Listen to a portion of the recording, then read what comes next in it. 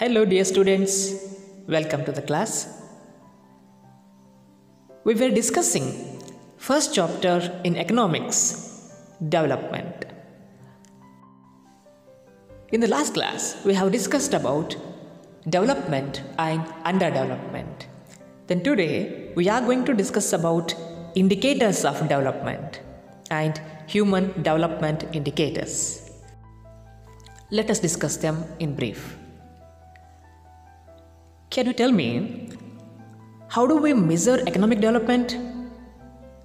That is why economists have advocated different indicators, and among them the prominent one is based on the income generated in a country, and the rest using indicators other than income.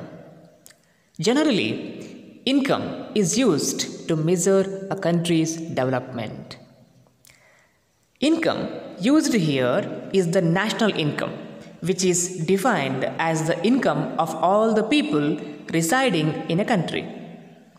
As described earlier, higher the income, higher is the development. But economic development in a country will be slower if the population expands along with the increase in national income. Therefore, comparison of economic development between countries with different levels of population will not be correct. Look at the differences between India and Switzerland. If you said India is not developed country and Switzerland is developed country, this comparison is not correct because both countries have different national income and different population. That is why. So hence, per capita income is being used as an indicator of development instead of national income. Per capita income is nothing but the average income of each individual in the country, which is calculated as national income divided by total population in a given year. The per capita income of India was 1,21,603 rupee in 2016, which is 15% of the world's average. It is calculated as national income divided by the population. So India is the 7th largest country in the world in terms of national income, but 143rd in terms of per capita income.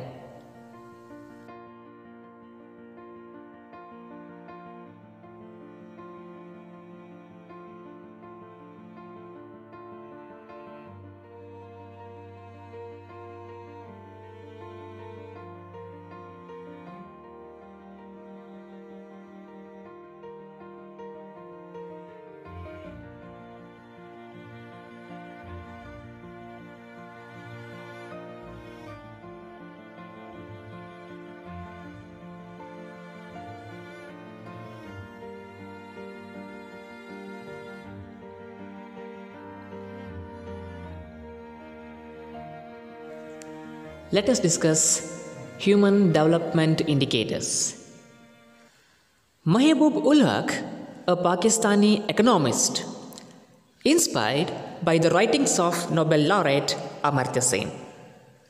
He argued that the most important requirements to enjoy a decent standard of living are ability to lead a healthy and long life, being literate, and having income to purchase the minimum amenities.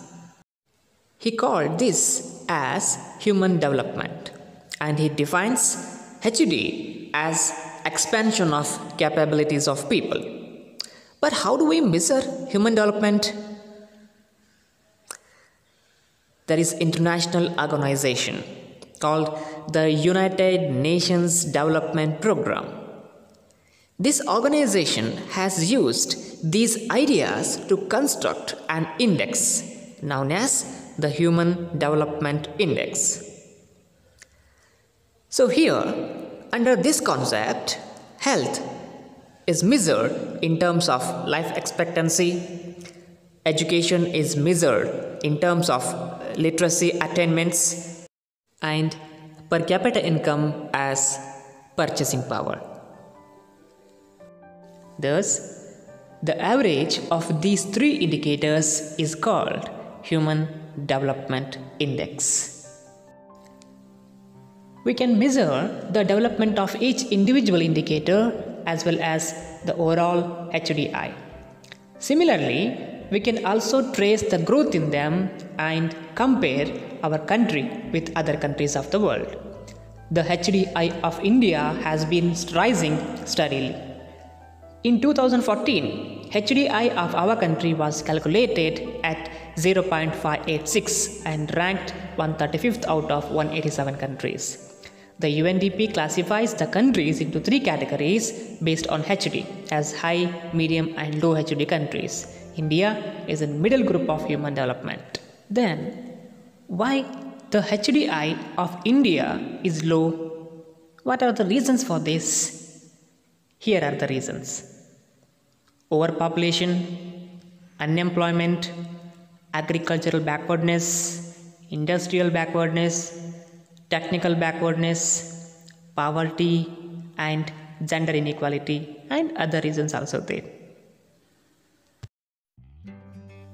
To improve the standard of living of people, our governments have taken various measures and also implemented many developmental programs. But in spite of all the measures, our country has remained developing country. So these are the charts that can show you Human Development Index of India.